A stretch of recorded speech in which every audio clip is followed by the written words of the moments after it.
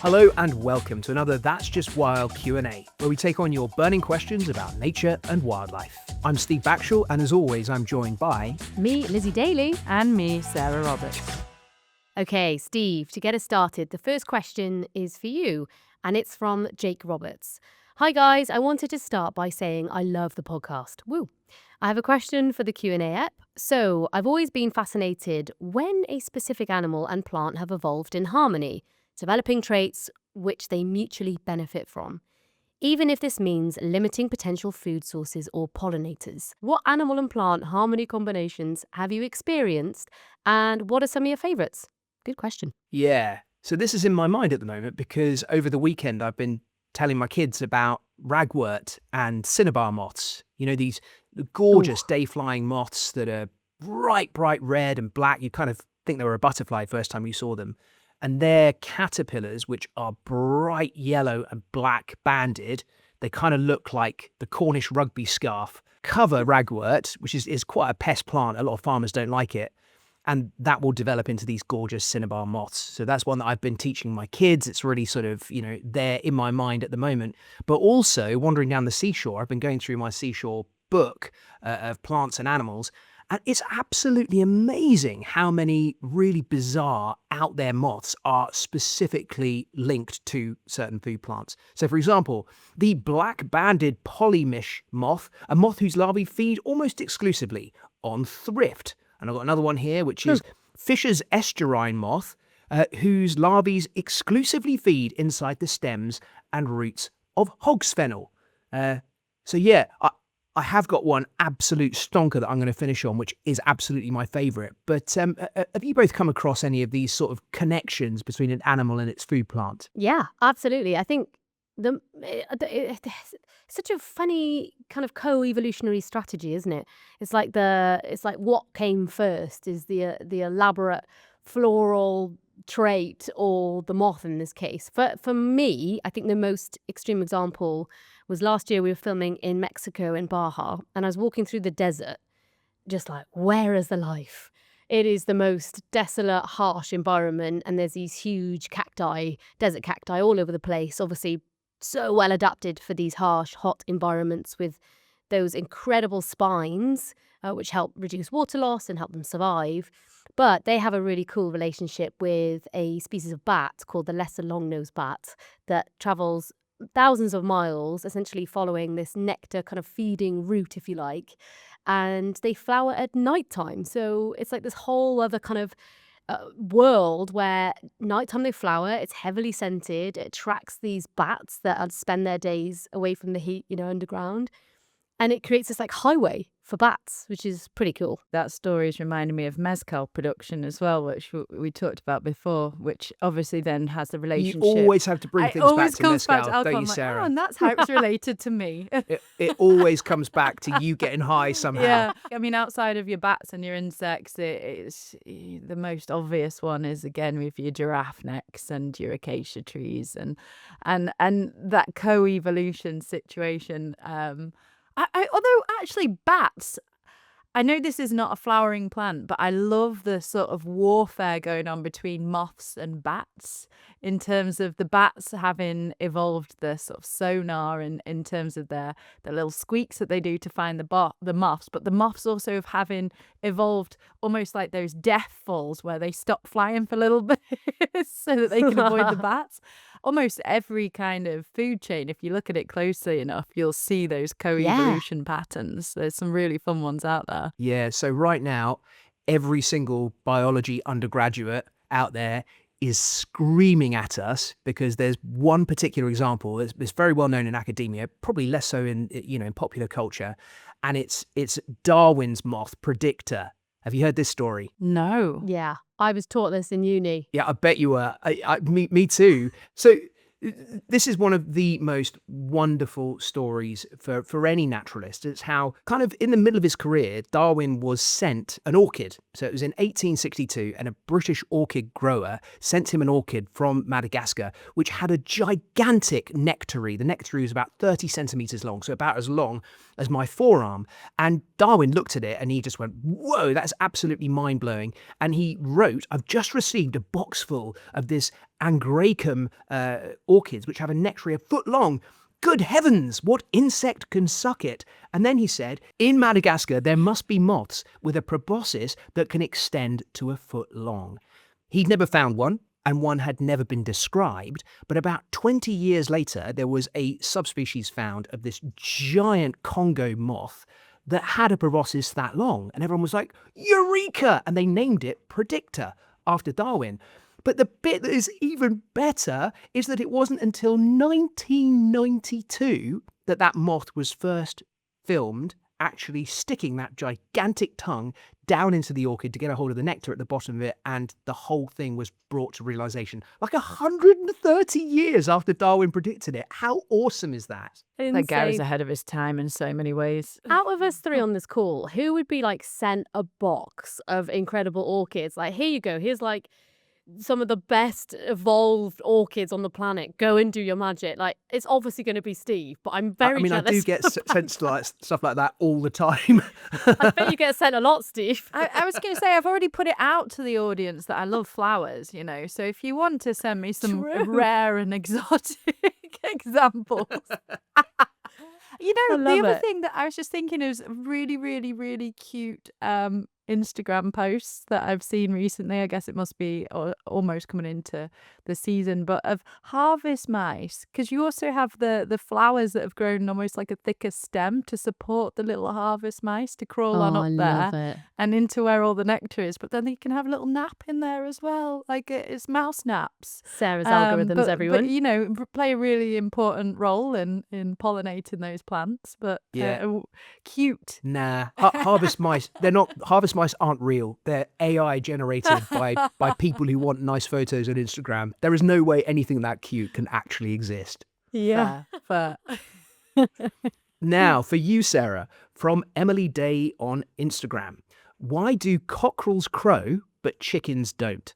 Are there other species where the males and females make different sounds? So this is something I've never put much thought into, other than why are they so damn loud and why do they keep waking me up? Because a neighbour of mine does have these chickens and cockerels. Be careful what you say. They might be listening to this podcast. I know. Before I you just thought curse that them. Not afterwards. anymore. Yeah. Anyway, great eggs, great egg production, lovely neighbours. We love it. But I never really given much thought to it. And the reason is so simple. It's actually just hormones. It's the reason that Steve has a deeper voice than we do, Lizzie. Only just. But yeah, only just. Basically, if you castrate the cockerel, then they don't do the whole cock-a-doodle-doo anymore. They'll do the chicken, like, Go on, you Sarah. know. So Well, you tempted it's to not the sneak out best. with a pair of scissors in the middle of the night. Oh my God. It's probably too late. They probably already got too much testosterone in them right now. But of course, that huge sound for them, it is important because it's a territory thing. It allows them to compete with other males, to show off to other females, to reproduce. It's a little bit like a lion and the roar, right? You can use Yeah. that to advertise strength. Whereas I suppose actually it's not so much, because the female lions, I think they do roar too, but maybe a roe deer would be a better example, because the males there give a really large, roary, kind of crazy loud sound, if you've ever heard it. Whereas the females are more of a quiet call. I guess she doesn't really want to draw attention to herself. And but it's also because of the development with those hormones, those deeper voices, just like males and females, but also those voice boxes, they have just a slightly different tweak to them that enables them to be able to function in that way. I have to admit, this question took me by surprise, because conventional wisdom used to be that it was always different between males and females, with male birds doing all the singing and females pretty much keeping quiet. We now know that female birds will sing a lot, you know, particularly to protect their territories, but it's probably only about 70% of songbirds where the females, you know, will really do any warbling. And the songs between the males and females are almost always different. So, yeah, when I read that that question, I didn't think about castrating cockerels. I just thought, well, yeah, I mean, they're almost all different, aren't they? Like you said, it's such common sense when you think of it as simple as Yeah. hormones. Because I think the females, they do like also sing a bit quieter than males as well, if in Yeah. terms of songbirds. Is that right? It depends. So a female robin in the middle of winter is going to be singing just as loud as the males to defend her territory and to, scare off other robins, scare off other birds. But when it comes to the spring, yeah, the males are the ones who are going to be, making the most noise. Shorter and more simple vocalizations as well, right? And those calls have, as you said, Sarah, like different functions. So that need to like have an elaborate, complex song and call to attract that mate is just not needed in the females. And actually, I did the same as you, Sarah. I was like, and kind of a mix of both of you, because I was like, hang on, of course they're different. But then when you actually think about it, the difference is huge. Even in like mammals, like howler monkeys are a great example. We talked about that previously with the males, that huge vocalization, and same with pinnipeds and elephant seals. When they're in battle, those males have enormous kind of raw calls, booms to establish dominance, whereas the females don't. It's really cool. I'm wondering, and I think it probably has been done. So, listeners, if you've read this and it has been done, I'm sure it has. But I was just thinking as well, if you then give testosterone to female hens, are they going to start cock-a-doodle-dooing? I'd imagine so. Technically, they have, the same opportunity to do that. Do they? Is their syrinx as developed as a cockerel is? Do they have the tools? Do they have I thought they did. I That's a just good thought, I question. just assumed it's a bit like an Adam's apple in a bloke where it's more developed, if you've had And the would it testosterone. change? Would it I d- evolve if you gave them enough hormones? Well, I mean, I don't want to try it because they're quite noisy as they are, but Cockerels everywhere. you know what though, all things considered, I'd always rather hear a cockerel than an iPhone alarm. Okay, I have a question. Would a female calling like a cockerel attract another female, another hen, in the same way if you did give it hormones, do you think? Surely.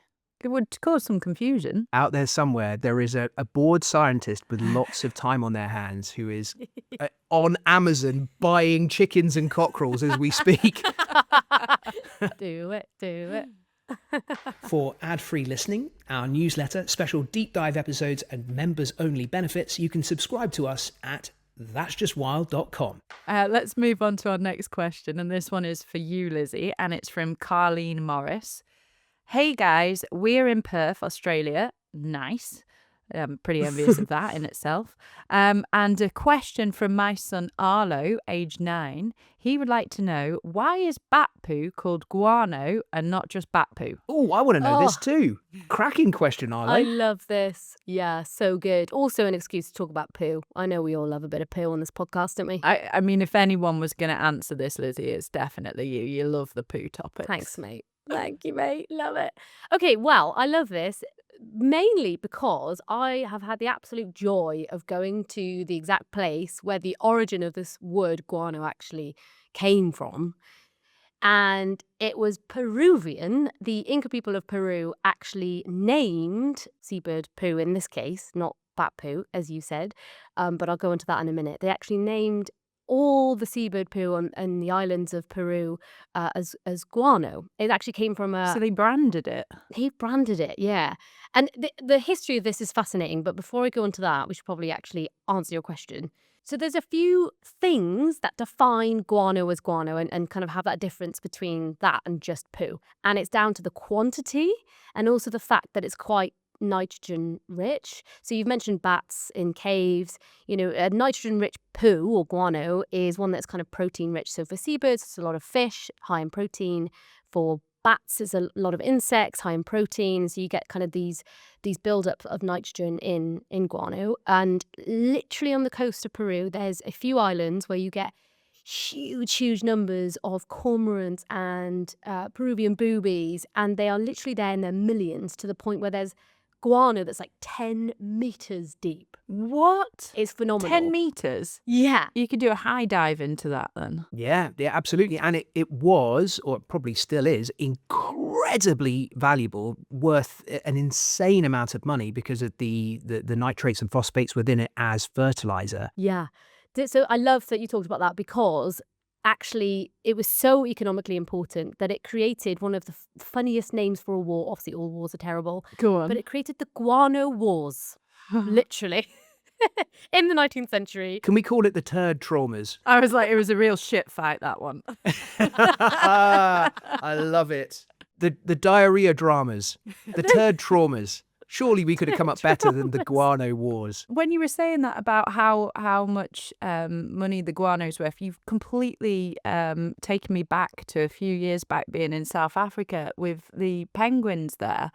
Yeah. Because the penguins were really, really struggling because people had taken the guano, which helps them to regulate the temperature of their eggs. So people had taken the guano as fertilizer over many, many years, and then the penguins didn't have anything to make their nests in, so they put these boxes up, like little igloos, for the penguins to be able to make nests in there instead. Yeah, no, and guano has a multitude of kind of ecological significance across the world, and even in cave systems with bats. It can fuel a whole cave system with beetles and fungi and all sorts of species thriving on this 10-meter deep guano. But just to summarize the war, because it was led to kind of a whole fascinating history in Peru. So Spain actually came over, shock, to the Chincha Islands in Peru in 1864. They wanted to control this guano industry that was thriving. That led to the Spanish-South American War involving Peru, Chile, Bolivia and Ecuador, and that escalated into something you may have heard of, the War of the Pacific. This really snowballed. It snowballed, and I think we often think of guano as just this big old smelly experiential thing, but actually it's driven politics, it's driven history. It's absolutely fascinating, and is one of the reasons why I think we should give a bit of time to guano. It's quite significant on multiple levels. It's not old poo, is it? Did you mention explosives in there, Lizzie? No, jump in. This has just triggered something in my brain because I know that you can make explosives out of guano. Triggered. I know that the ingredients in it, adding a few extra things to it, can make stuff go bang.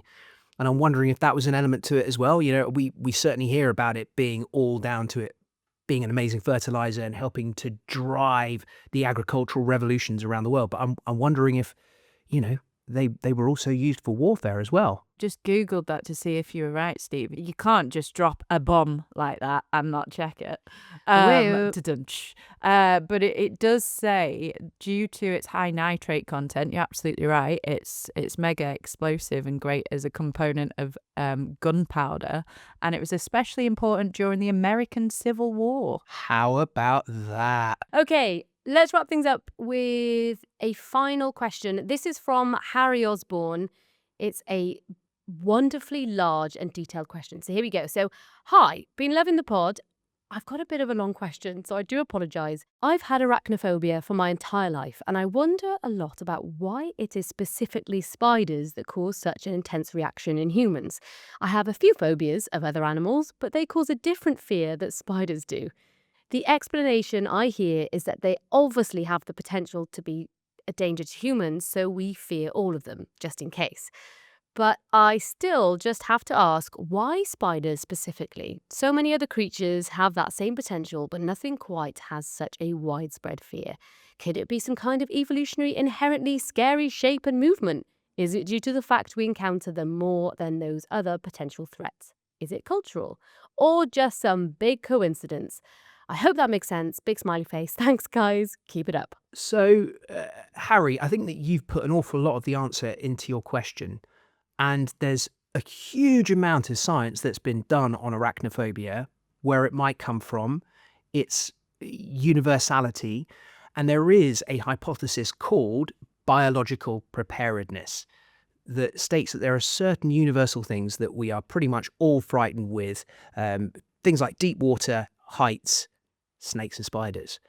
And is it because back in our evolutionary past, when we were living in caves, there were genuinely spiders that could kill us or could kill our wee ones, therefore we were somehow primed in our brain to fear them? Now, I'll come on to that in a second, but I'm just wondering, you guys, how do you naturally feel about spiders? Is it something that you ever had a problem with, something you ever had to get over? Do you know what? I think this is also a little bit of nature and nurture, because I grew up with a dad that was very much like, oh, you're scared of it, let's name it. It's just Harry the spider. And then he would Oh, also explain why Harry was important. And, if something was quite big and in the wrong place, he was never afraid to just pick a spider up by its hands. And that's rubbed off on me, where I can yeah. also pick up a spider in my hands.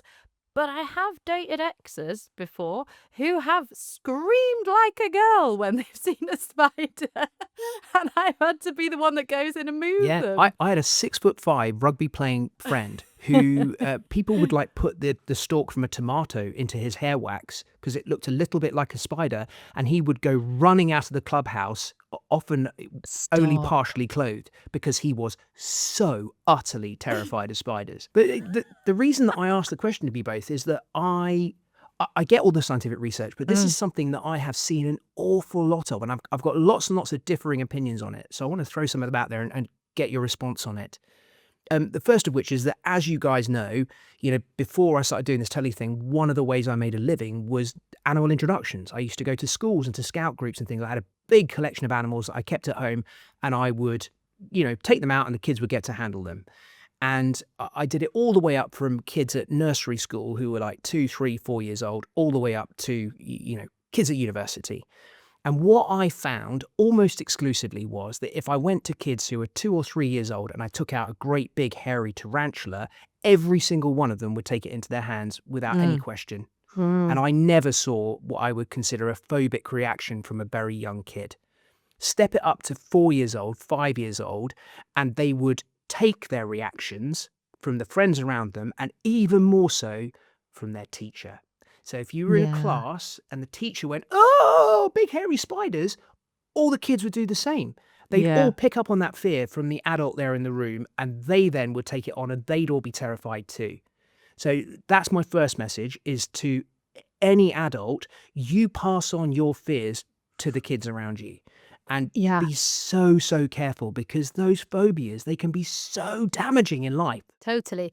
I would say that's largely true. I think obviously there's the things like the way they move, obviously mentioned in the question there is that kind of locomotion, that kind of unrelatability to the number of legs that they've got, etc. But you're right. If you're in a group of people and one person is freaking out, all of a sudden everyone's slightly nervous and got that nervous energy, even if you aren't somebody that's particularly scared or It makes you second guess, doesn't it? yeah. Question to our listener, especially Harry. I'm wondering if crabs bother you. Oh, that's interesting. As in That's the really movement interesting. sideways or the feeling. Yeah, the tick, tick, tick, tick, Mm. tick, tick, tick. Just do they bother you? Could you pick up a crab? Yeah, that's really interesting.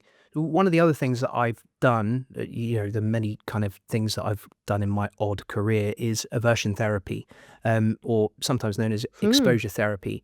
And you can get most people over arachnophobia pretty quickly.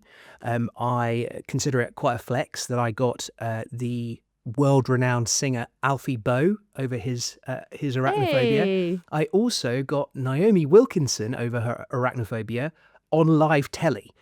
And something that is really, really interesting is that when you're doing aversion therapy, you start with a great big hairy tarantula and you Mm. work up to house spiders. Because a house spider, the way they move, their unpredictability, their scuttliness, it is, for someone who's arachnophobic, actually much more frightening than a big hairy tarantula that moves really slowly and appears Mhm. to be much more predictable. So you start with a tarantula and you work your way up to house spiders. And fair play to Naomi, because she kind of got over both her arachnophobia and her fear of sharks on live television with millions of people watching, which is, hat Wow. off moment. But yes, to anyone out there, if you have got a paralyzing fear of something like arachnophobia, go to someone who is going to be calm and, with no pressure, and just work your way up to it. And it can be got over for almost everyone. You can get over your arachnophobia, and it's paralyzing,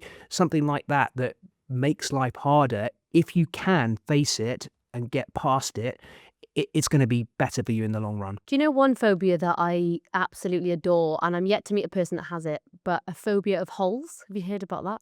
It's trypophobia. No, right, And like yeah, people are scared yeah. of sponges in the kitchen Yeah. and all sorts. I mean, there's different levels of that, but I definitely get the ick on some of the photos of like holy things. I don't know Do why. you? You know, like I'm not bothered about picking up sponges or anything, but there are certain things like if I look at pictures of where I'm just like, oh, you know, like a bit gippy. Seriously? Yeah, don't know why. Don't know Interesting. what the logic is. Should you be sharing this in a public forum? We now are starting to work out what Oh, your holes. weaknesses are, Sarah.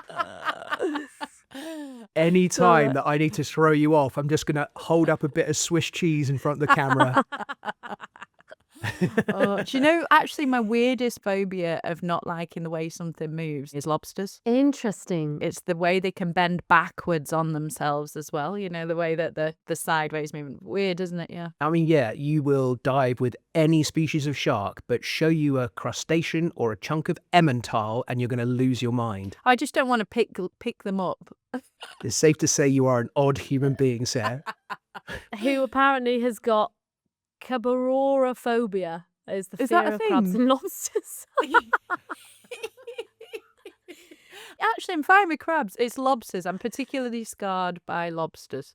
But yeah. Anyway, wrap it up. Crustaceans. Right. Well, that's it for this week. As always, send your questions along to questions@that'sjustwild.com and we'll answer them on the show. That's Just Wild is an original Fresh Air production. The producers are Eva Higginbotham and Emma Crampton. Your support makes a huge difference, so follow the podcast on your app of choice and do leave us a quick review. We'd be so grateful. And for ad-free listening, our newsletter, special deep dive episodes and members-only benefits, you can subscribe to us at that'sjustwild.com. Remember, we're on YouTube, TikTok, Instagram, Facebook, and you can find us at That's Just Wild Pod. Thanks for listening.